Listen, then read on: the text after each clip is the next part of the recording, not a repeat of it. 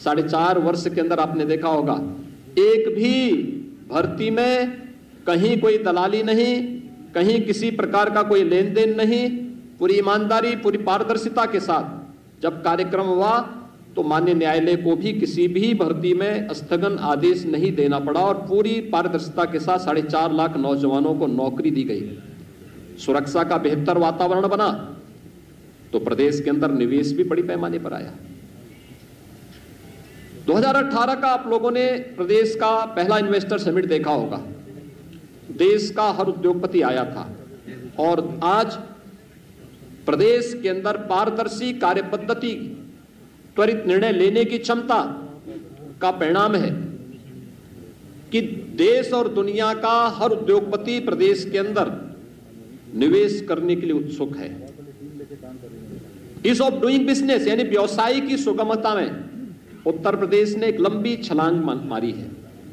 जिस उत्तर प्रदेश में 2015-16 में ईज ऑफ डूइंग बिजनेस में 14वें स्थान पर था, वही उत्तर प्रदेश आज यानी 14वें स्थान का मतलब अगर देश और दुनिया का कोई निवेशक निवेश करने का इच्छुक होगा तो देखता था कि क्या स्थिति है राज्यों की और फिर अपने अनुकूल वहां ईज ऑफ डूइंग बिजनेस में जिन राज्यों की अच्छी रैंकिंग होती थी वहां पर वह निवेश के लिए जाता था। उत्तर प्रदेश 14वें स्थान पर था, यानी हमारी कहीं गिनती नहीं थी। और आज मुझे बताते हुए प्रसन्नता है, Uttar Pradesh ease of doing business में देश के अंदर नंबर 2 स्थान पर है। 3 लाख करोड़ रुपए से अधिक का निवेश उत्तर प्रदेश में हम लोगों ने कराया। और कोरोना कालखंड में तो आपने देखा होगा, देश की पहली डिस्प्ले यूनिट उत्तर प्रदेश में स्थापित हुई और वह निवेश भी हमारे यहां कहां से आया था? चीन से आया था। चीन से निवेश भारत में और भारत में उत्तर प्रदेश में हो, ये उत्तर प्रदेश के लिए एक उपलब्धि थी। और इस प्रकार के तमाम निवेश उत्तर प्रदेश में हुए। निवेश केवल हमारे लिए निवेश तक सीमित नहीं था, हमारे नौजवानों के लिए नौकरी और रोजगार का भी माध्यम था। और उसका परिणाम बड़े पैमाने पर 1,61,00,000 से अधिक नौजवानों को प्रदेश के अंदर ही नौकरी और रोजगार की संभावनाएं इस निवेश के, इस भारी भरकम निवेश के माध्यम से प्रदेश के अंदर उपलब्ध होते हुए दिखाई दे। इसका परिणाम था कि प्रदेश के अंदर जो प्रदेश की सरकार ने आदरणीय प्रधानमंत्री जी के मार्गदर्शन में जब 2017 में हम लोगों ने अपना लोक कल्याण संकल्प पत्र जारी किया था, तब हमने परंपरागत उद्यम को बढ़ावा देने के लिए भी घोषणा की थी और राज्य सरकार ने उसे एक इवेंट बनाया था 1 डिस्ट्रिक्ट 1 प्रोडक्ट के रूप में। आज आप देख रहे होंगे सूक्ष्म लघु मध्यम उद्यम जो उत्तर प्रदेश के अंदर एक समय में मृत प्राय सा हो गया था, आज वह उत्तर प्रदेश के अंदर 1,21,000 करोड़ रुपए का प्रतिवर्ष एक्सपोर्ट कर रहा है और उत्तर प्रदेश एक्सपोर्ट के एक नए हब के रूप में देश के सामने विकसित हुआ है। उत्तर प्रदेश में परंपरागत कारीगर और हस्तशिल्पियों को प्रोत्साहित करने के लिए विश्वकर्मा श्रम सम्मान के माध्यम से भी स्वतः रोजगार की ढेर सारी संभावनाएं बढ़ी।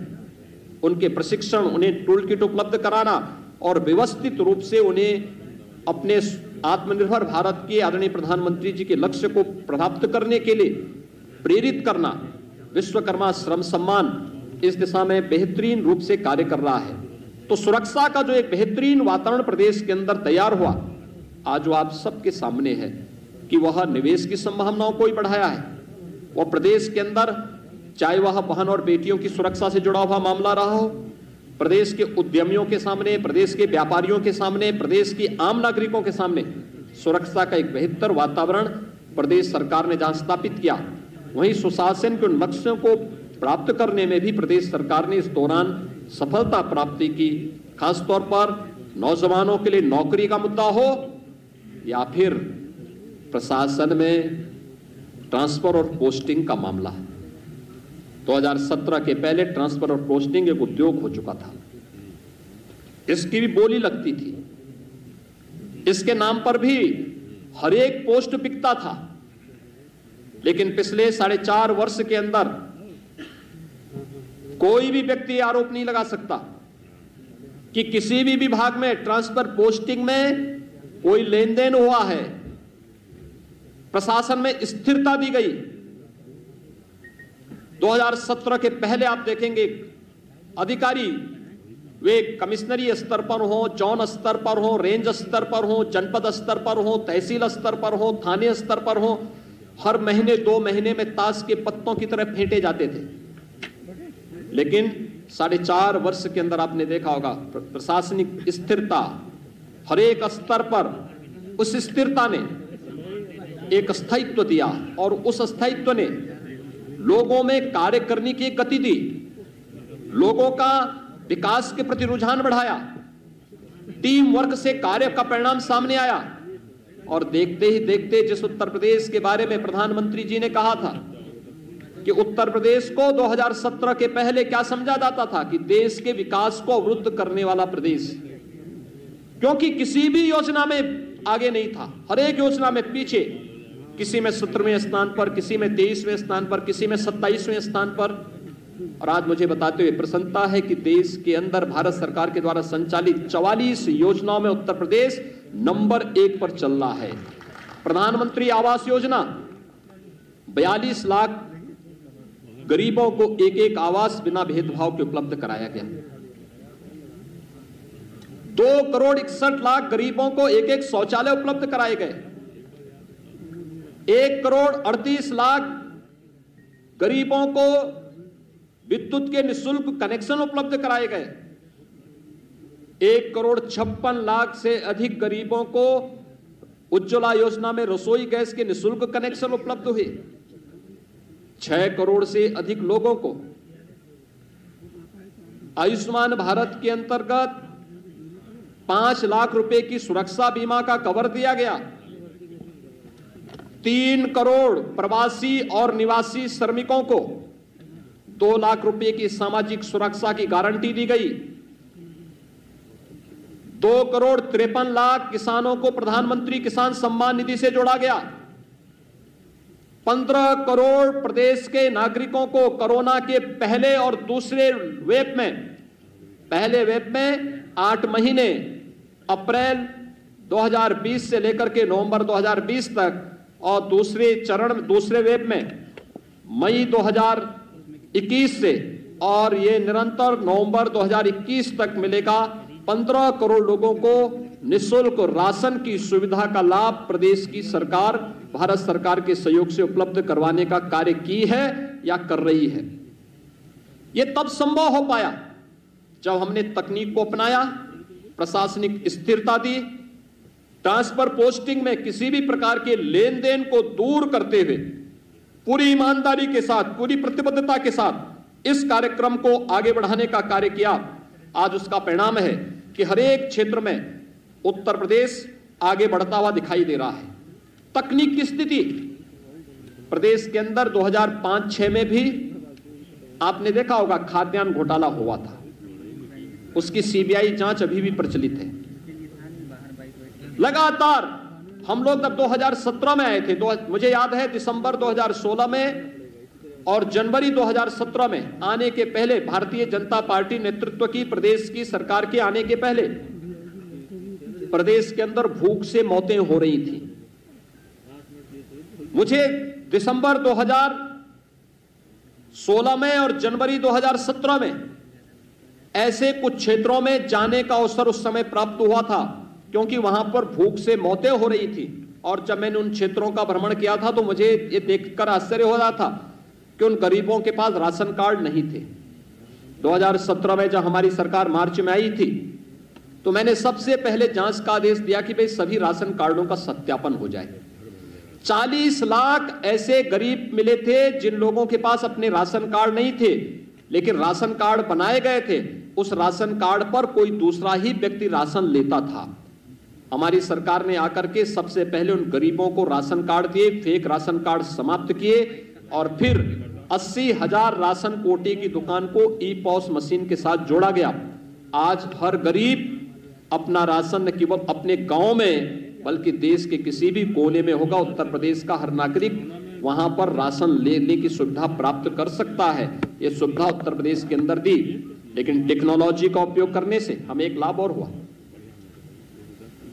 गरीब को तो राशन मिल रहा है, लेकिन टेक्नोलॉजी का लाभ यह भी हुआ कि 1200 करोड़ रुपए की हर वर्ष बचत उत्तर प्रदेश सरकार को हो रही है।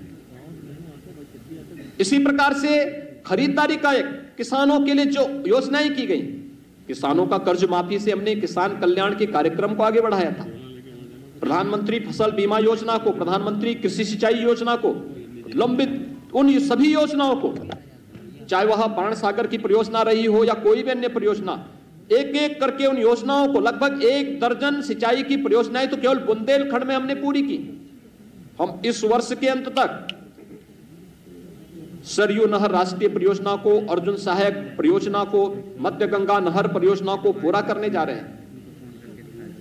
उत्तर प्रदेश जैसे राज्य में जो जल संसाधन पर्याप्त मात्रा में था, वर्षों से लंबित इन योजनाओं के कारण किसान उसका भरपूर लाभ नहीं ले पाता था, लेकिन आज उसका लाभ मिल रहा है। प्रोक्यूरमेंट हम लोगों ने प्रारंभ किया। याद करिए 2007 से लेकर 2017 के बीच प्रदेश के अंदर गन्ना मूल्य का 95,000 करोड़ रुपए का गन्ना मूल्य का भुगतान होता है, और 2017 से अब तक 4.5 वर्ष के अंदर 1,43,000 करोड़ रुपए का गन्ना मूल्य का भुगतान हुआ। 2007 से लेकर 2017 के बीच तमाम चीनी मिलें बेची गई, औने पौने दाम में बेची गई, बंद की गई। किसान के पेट पर लात मारने का कार्य पिछली सरकारों ने किया। किसान आत्महत्या करने के लिए मजबूर हुआ था। हमारी सरकार ने बंद चीनी मिलों को चलाने का काम किया, नई चीनी मिलें लगवाने का कार्य किया, गन्ना किसानों को समय पे गन्ना मूल्य का भुगतान हो इसके लिए कार्य किया, और हमारी सरकार ने यह भी सुनिश्चित किया कि कोरोना कालखंड में जब देश के तमाम राज्यों की आधी चीनी मिलें बंद हो गई थीं, कोरोना का सफलतापूर्वक मुकाबला करते हुए भी सभी चीनी मिलों को चलाने का कार्य किया गया। प्रोक्यूरमेंट 2016-17 में आप देखेंगे उत्तर प्रदेश में धान का क्रय केवल 6 लाख मीट्रिक टन होता है। यह भी आड़तियों के माध्यम से, किसानों से सीधे नहीं। इसका मतलब किसान को एमएसपी का सीधा लाभ नहीं मिला। अगर कोरोना कालखंड में 2020 में धान का क्रय का मैं आपके सामने आंकड़े प्रस्तुत करूं, 66 लाख मीट्रिक टन धान का क्रय सीधे किसानों से हमारी सरकार में हुआ। गेहूं का क्रय किसानों से 2016-17 के आंकड़े अगर आप देखेंगे, और 2020-21-22 का आप देखेंगे, हम कोरोना कालखंड में किसान से प्रोक्यूर कर रहे हैं 56 लाख मीट्रिक टन। पिछली सरकार के समय यह 6 लाख मीट्रिक टन भी नहीं हो पाया था।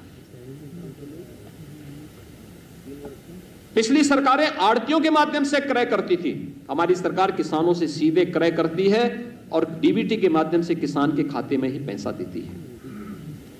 यानी किसान के कल्याण का मामला हो, युवाओं के कल्याण का मामला हो,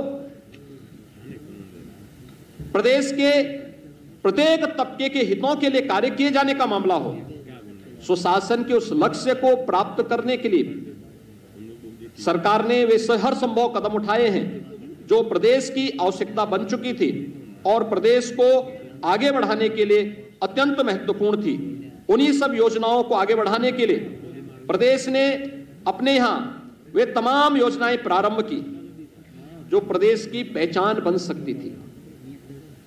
आज आप देख रहे होंगे उत्तर प्रदेश पर्यटन और हर प्रकार के पर्यटन को आगे बढ़ाने का भी एक महत्वपूर्ण केंद्र बिंदु बन चुका है।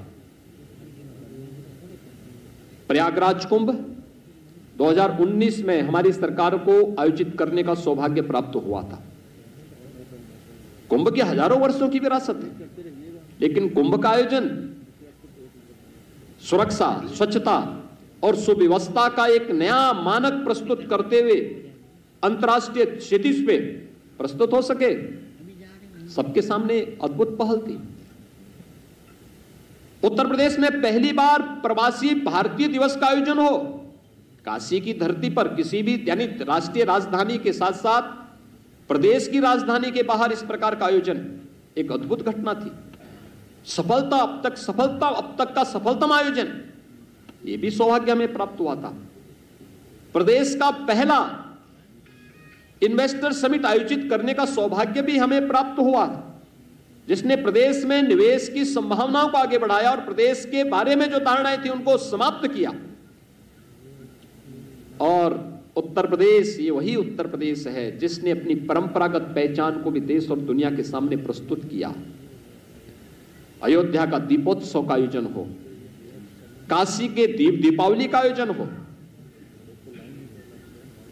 बरसाना का रंगोत्सव का कार्यक्रम हो, यह आयोजन हमारे लिए हमारी पहचान, हमारी विरासत को दुनिया के सामने प्रस्तुत करने का एक माध्यम था।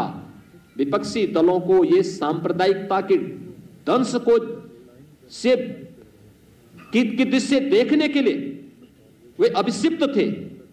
वे कभी इन आयोजनों को नहीं कर सकते थे। वो हमेशा इस बात के लिए सशंकित रहते थे कि हम अयोध्या में दीपोत्सव का कार्यक्रम करेंगे तो हम पे सांप्रदायिकता का लेबल लगेगा। लेकिन हमारी सरकार के लिए एक आयोजन था प्रदेश के परसेप्शन को दुनिया के सामने प्रस्तुत करने का। और मुझे प्रसन्नता है आज प्रदेश सरकार तेजी के साथ इस समय आगे बढ़ रही है। जहां हमने आजादी के दीवानों के उन सभी अमर शहीदों की स्मृति में चौरी चौरा शताब्दी महोत्सव के आयोजन को हम पूरी भव्यता के साथ हर एक शहीद स्थल पर देश की आजादी के लड़ने वाले सभी स्वतंत्रता संग्राम सेनानियों के प्रति सम्मान का भाव पैदा कर रहे हैं, व्यक्त कर रहे हैं। वहीं साथ ही साथ देश की सीमाओं की सुरक्षा करने वाले सैनिकों के प्रति भी सड़कों का नामकरण, विभिन्न प्रकार के स्मारकों का निर्माण, उनके परिवार की सहायता या उनके परिवार के एक सदस्य को नौकरी की व्यवस्था हो, ये प्रदेश सरकार पूरी प्रतिबद्धता के साथ कर रही है। तो साथ साथ शताब्दियों से, दशकों से लंबित उन आस्था के केंद्रों को भी सम्मान देने का कार्य हो रहा है।